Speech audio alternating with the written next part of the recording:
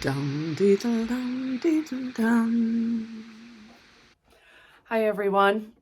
I'm just back from New York City for a series of gigs for my old pal Mick Maloney, who died recently, and it was just a big show. More than 30 people playing, and I was very pleased to come from Chicago since I was in the green fields of America with Mick way back in 1977 and have known him ever since. And a great musician, great supporter of all us young musicians and now old musicians, and did wonderful things for Irish music worldwide and especially in the States. In any case, so I was missing last week, took off on Monday, came back on Sunday, and here I am. So hope you're all well. I thought I would play a tune slowly, discuss it a little bit. I wanted to pick an old tune of mine that is called Jerome Lacey, or Jerome Lacey's. Forgetting what I called it on the album. I'll have to look that up. Jerome is my brother-in-law, my husband's brother, and a great guy. I think I wrote the tune first and decided to name it for Jerome. Such an easygoing guy that it really made sense, and to name it for him. And I had been wanting to name a tune for that relative for a while. So this can be heard on the Offbeat, and it's a reel, and it's in that nice lope that I like so often in reels. You know, you can have the hell for leather, you know, really pulling out all the stops, a dynamic, fast reel, and you can have this kind of reel, and so I think of it as like just naming it a slow reel. So I'll play it for you first.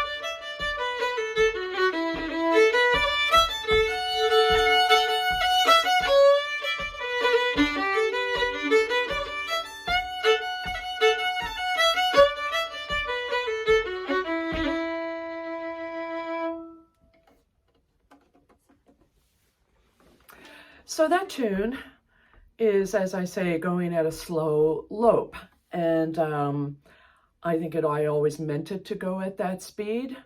I almost can't even imagine it going faster. I'm sure I'll be shocked someday that someone will play it and they'll play it at a riling speed. But it's really meant to be at this pace, and then so let me talk a little bit about it, and then I'd love to slow it down if anybody would like to learn it at a slower pace. I know a lot of you will be fine with what I just did, and between that and the music, you've got it. But one interesting thing that I found in just looking back at this tune is the lack of, well, let me just say, it's in D, right?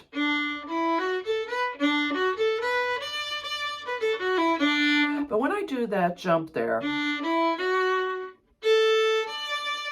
it almost is as if it's leaving out a lot of G's or C sharps.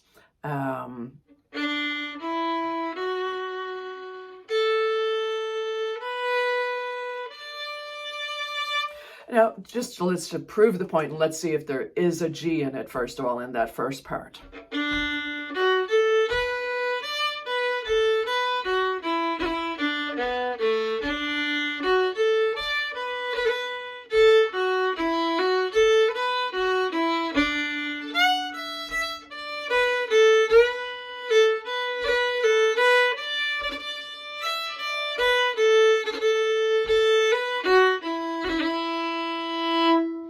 So no G's. One more time through, and let's see if there's any C sharps.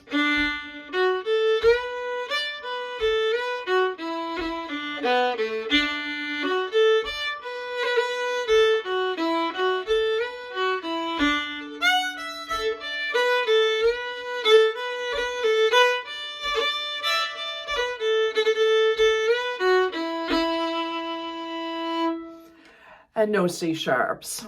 Now you may ask, okay, did you decide to do that? And I would say to you that no, it's only on looking back that I'm seeing that I was in the kind of world where those two notes just didn't exist, except maybe as a chord filler, that I could use a G against a note of this tune, and that was really the chord that I might have been hitting at that point, especially here in the second part. So when I come to the second part, and it goes.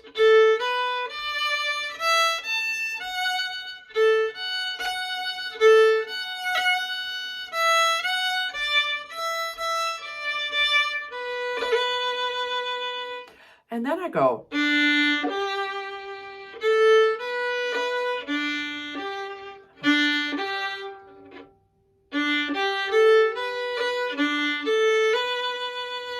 There it is. So there's the first G, and then I go.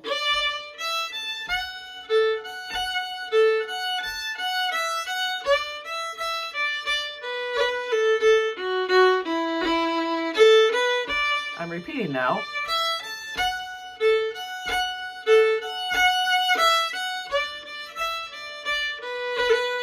And again, here comes the first G.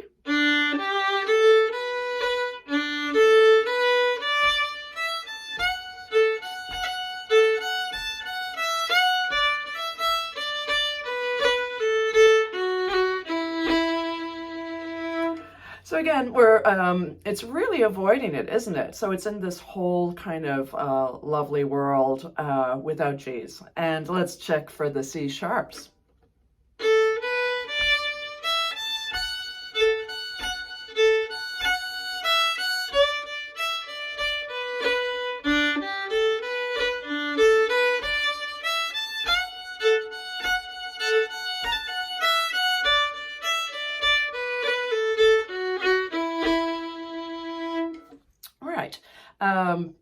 Non-existent.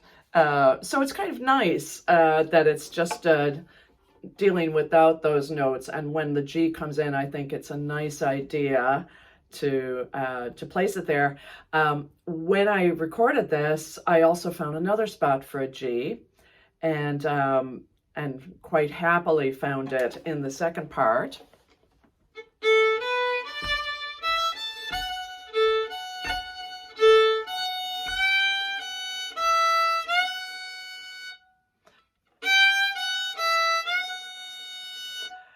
So it wasn't in the tune, but it's a variation.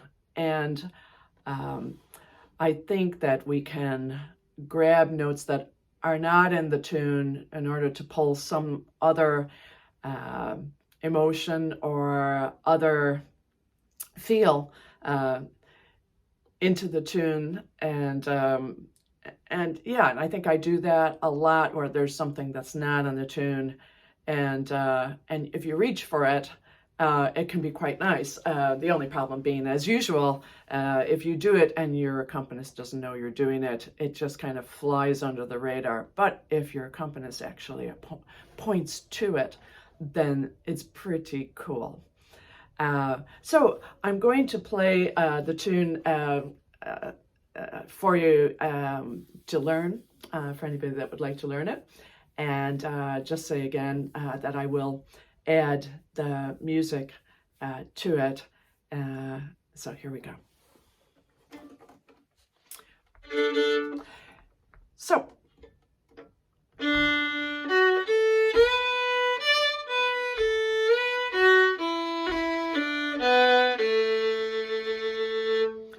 Now, that's a big chunk of the tune right there, and I'm giving you all of that together because I don't think that I thought of this tune as anything but all of that being a piece. So I didn't, as I was writing it, I didn't go, what will I do? In other words, I didn't break up a measure into two parts and have a response to those first three notes.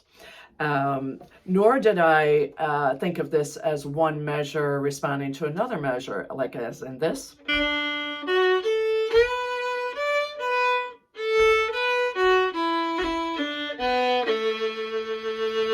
Now that sounds like I could have meant to respond to this melody. But I think I really thought of it as a whole. So we're going the whole way, and here's your notes. D, B,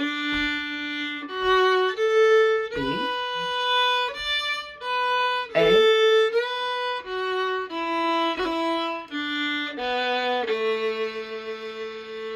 we can play all of that again.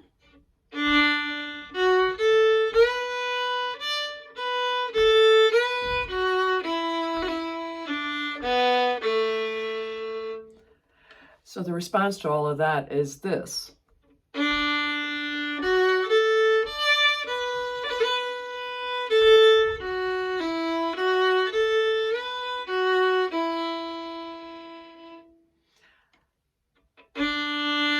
Repeating now.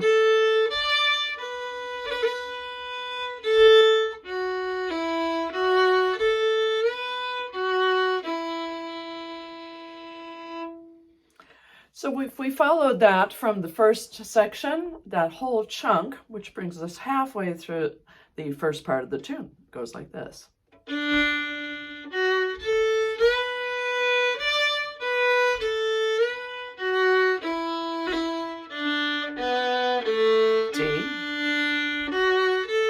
D,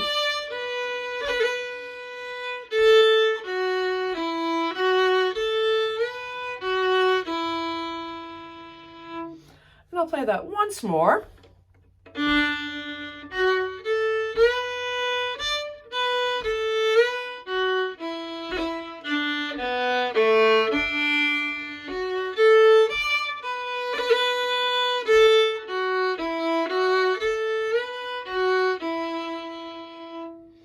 The next phrase starts with a D and goes up to an F sharp.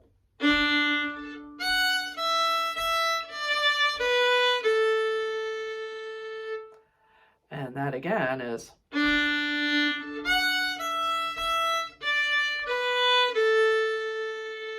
Now, unlike the rest of the tune, I do think of this next piece being a response to exactly that. Let me play that again.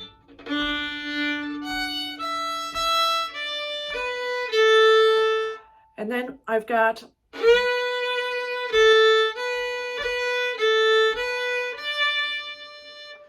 and that at just a little bit more of a pace is going.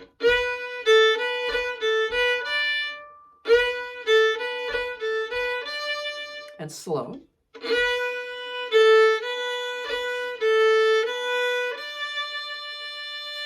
And then if I go back a little bit, I get.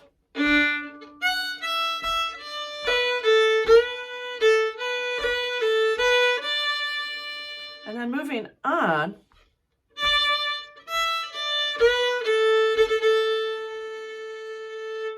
going to stop there again because I am thinking of these as being responses to each other. So now we're measure to measure. So that part again is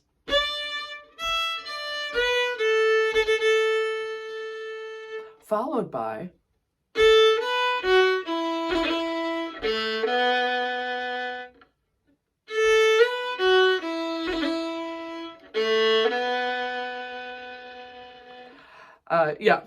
part of me wants to just stop and not play those two last notes, but I kind of like they work there, but they could also be an entrance to the tune. So if I go back and play maybe from the middle, starting with this. So we go. And there's a measure, and then into this next measure.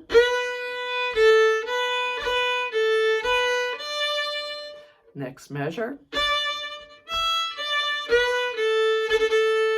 Answer to that.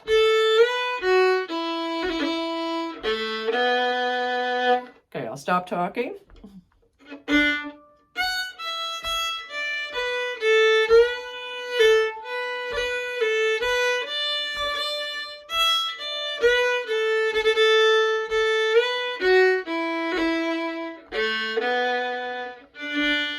Back to the beginning.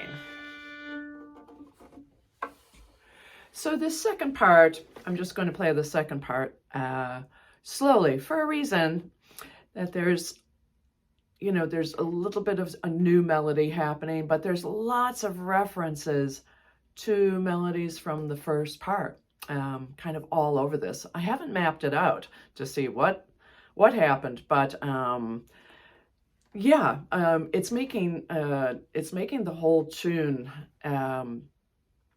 related. It's making the first and the second parts very related. A quick note is that a lot of tunes can have nothing of the first part in the second part, like nothing, ending even, and somehow they can be related. And have to have a think about that. But this tune, is full of references back to the first part, and in some cases kind of elongating what happened in the first part and following descending lines, following patterns, really. So I'm just going to play the second part as a whole, but slowly. And those are the intro notes. We start here.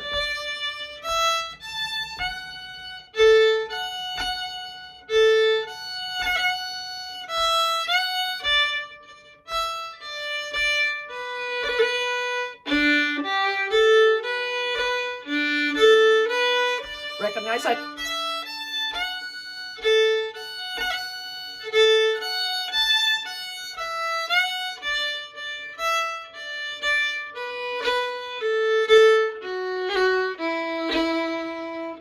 Repeating.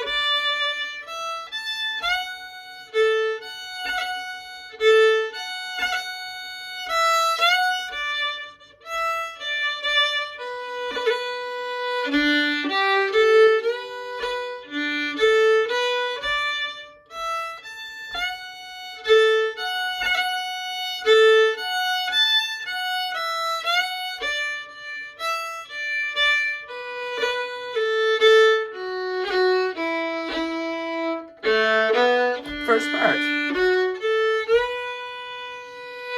So yeah, it's just got tons of the first part in the second part. And you may ask, Liz, are you comfortable doing that? And I would say, yes. And you would say, why are you comfortable? And you might say something, or I might say something like, it just demanded it. It just didn't want to be an entirely different melody. And it didn't want to be that complicated.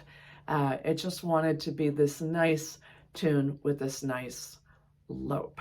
And I think I can say that. I always loved that word, lope. So I can take some tunes that we all play in sessions, and if you slow it down to these kinds of speeds, it can almost, it's almost like you're just dragging. I'm not sure if that's because the tune is dragging, the melody of it. It's probably more that your muscle memory of learning a tune is that it was fast, and you're there, and to slow it down is almost like against everything that you did when you were learning it.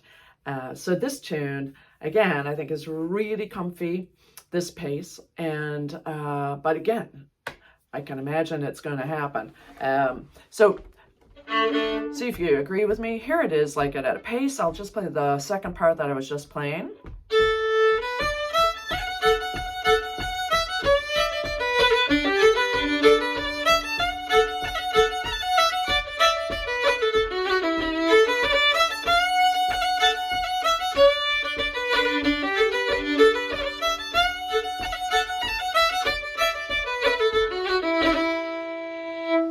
Here's the pace that I think I wrote it at and that I played it at.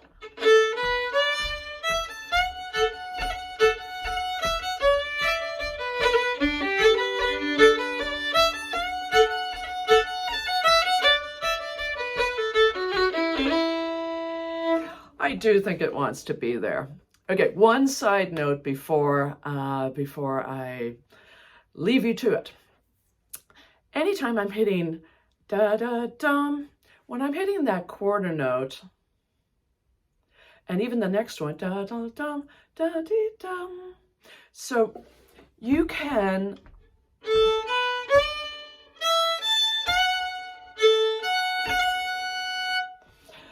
but I feel like that in this particular tune, there's a little chance, let's say fiddle players first,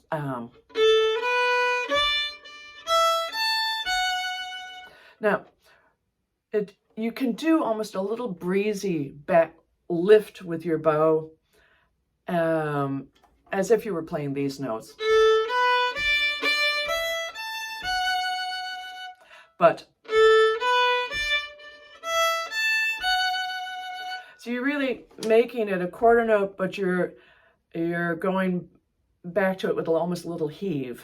And I'm just going to mention this because I like doing it, and it's a nice little technique.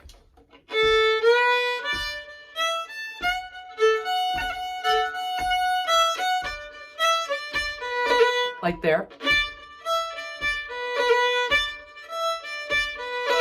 So it isn't holding.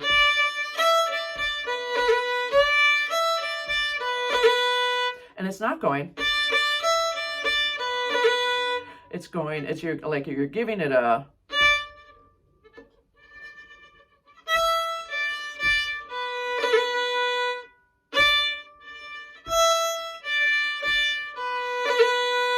and I think maybe the trick is to be able to come back to the next note and actually play it with the same, not the same push, but the same quality of sound as before the breezy one. So it's like,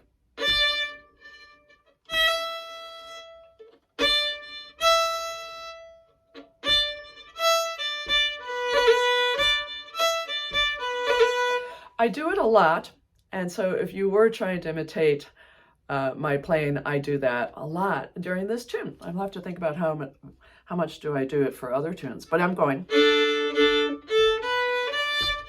So I won't do it all the time, but you'll recognize it now when you see it.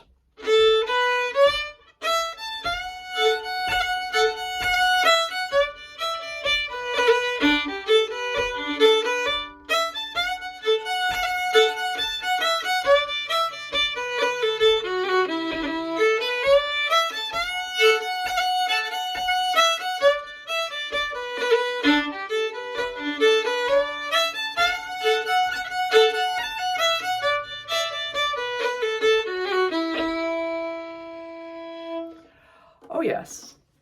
So have fun with this. I'd love to hear how it all goes.